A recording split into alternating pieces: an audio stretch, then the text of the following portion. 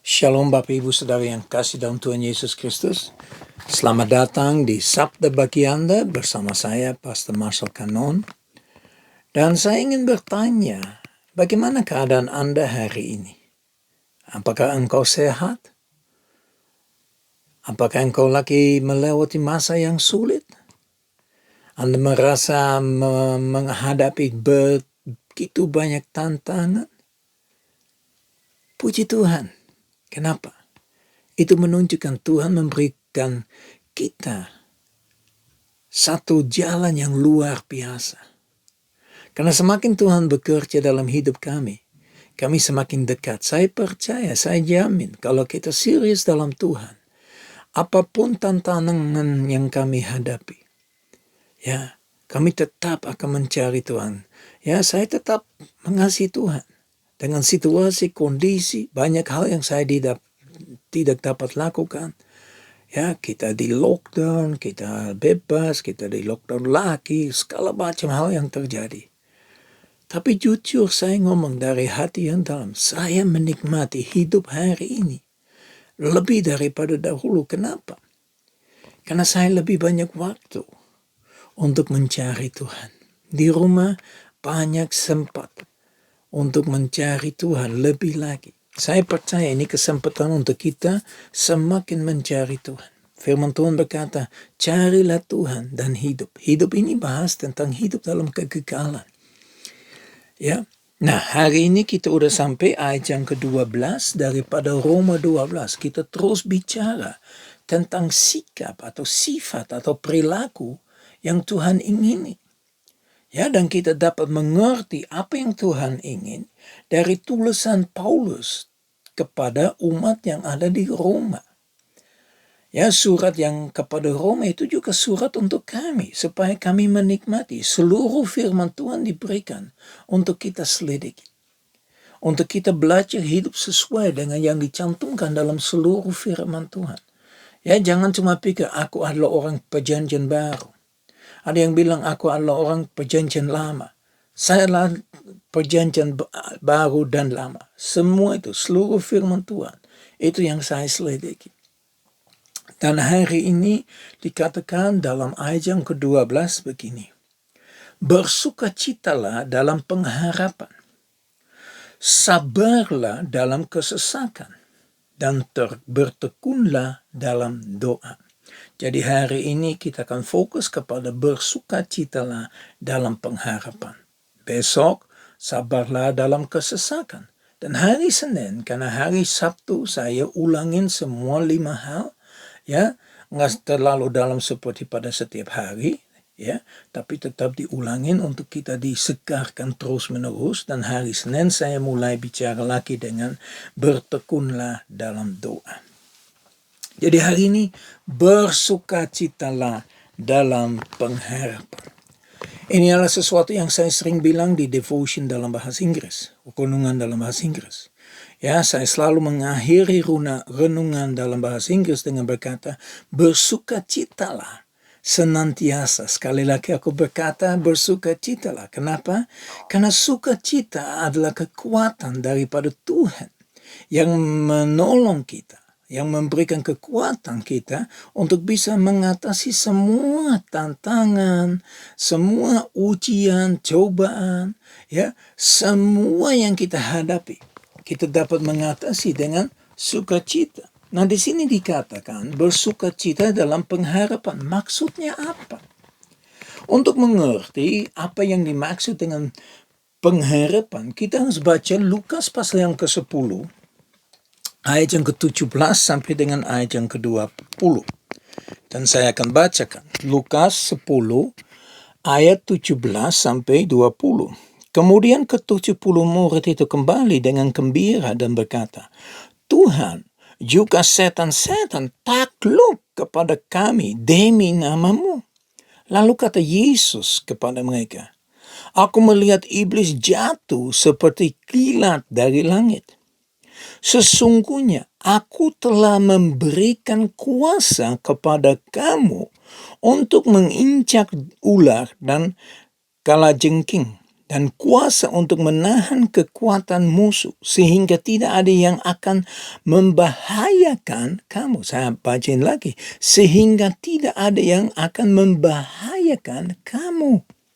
Namun demikian, janganlah bersukacita karena roh-roh itu takluk kepadamu. Tetapi bersukacita karena namamu ada terdaftar di surga. Nah, inilah kenapa kita harus bersukacita. Inilah pengharapan, yaitu bahwa nama kita terdaftar di dalam surga, di dalam buku kehidupannya. Jadi ceritanya adalah begini. Yesus mengutus 70 murid untuk pergi 2 per 2.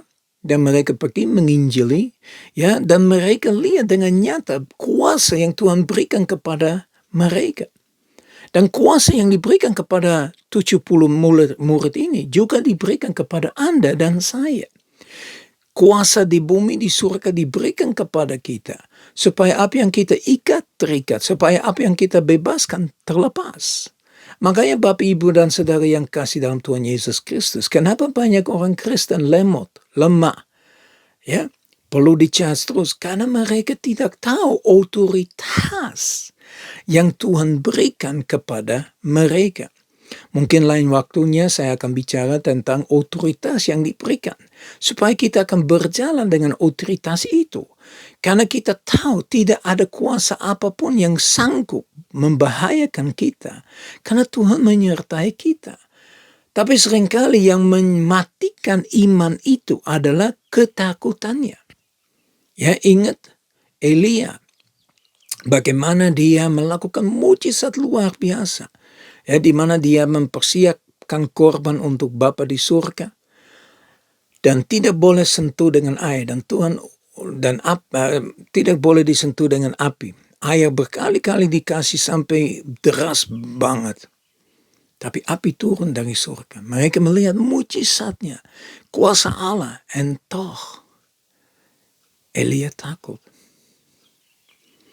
Makanya Bapak, Ibu, Saudara yang kasih dalam Tuhan Yesus Kristus, kita harus sadar Tuhan sudah berikan otoritas untuk mengatasi segala gangguan yang mengganggu kita.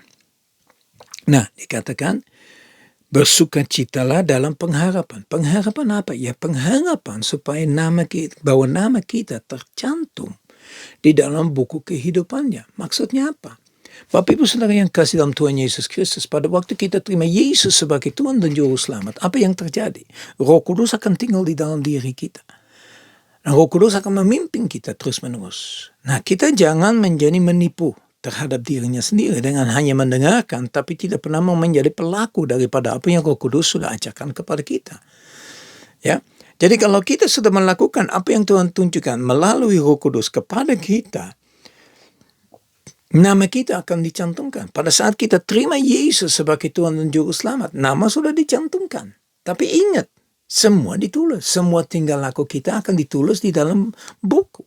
Ya, Tuhan tahu, Tuhan memiliki arsip tentang kehidupan kita. Tapi setiap kali kita mengaku dosa, arsip itu akan kosong. Gak ada yang lama. Yang lama sudah berlalu. Itu Tuhan tidak akan membahas lagi. Itu akan Tuhan sudah anggap supaya tidak ada. Jadi Bapak, Ibu, Saudara yang kekasih dalam Tuhan Yesus Kristus, pengharapan itu sebetulnya bicara tentang apa? Tentang keselamatan di dalam Yesus Kristus. Tanpa keselamatan, tanpa Yesus Kristus, nama kita tidak mungkin tercantum di dalam buku kehidupan. Ya, makanya kita harus benar-benar menerima Yesus sebagai Tuhan dan Juru Selamat, hidup sesuai dengan rencana dan kehendaknya, mengikuti Dia siang, malam, pagi, sore, saat demi saat, melakukan segala sesuatu yang Dia percayakan kepada kita. Nah, seberapa jauh kita benar-benar sadar akan kepentingan daripada keselamatan. Nah, langkah yang pertama dari keselamatan adalah bertobat. Bukan berobat, bertobat. Ya, berbalik dari jalan yang jahat. Saya percaya sampai hari ini Tuhan tetap memberikan kesempatan kepada kita semua untuk berbalik dari jahat, untuk masuk di dalam jalan Tuhan. Ya, ingat rencana Tuhan, jalan Tuhan tidak sama dengan yang kami miliki. Jalannya Tuhan jauh lebih hebat, dahsyat, luar biasa. Memang ada tantangan, memang ada ujian. Makanya kita harus tahan terhadap itu semua. Ya, kita tetap memberikan hidup kita dipimpin oleh Yesus Kristus melalui Roh Kudus yang tinggal di dalam kita. Karena firman jelas, sekali lagi saya ungkapin, apa yang dikatakan dalam firman Tuhan? Rumahmu, tubuhmu maksud saya, adalah rumah Allah, adalah bait Allah. Dan Roh Kudus tinggal di dalam kamu. Makanya karena itu kita diberikan pengharapan bahwa satu hari nanti kita akan bertemu Raja di atas segala raja, Tuhan di atas segala Tuhan. Mari maju terus, ya, biar semua yang kita lakukan untuk kemuliaan nama Tuhan, seperti kemarin kita sudah bahas. Mari kita berdoa.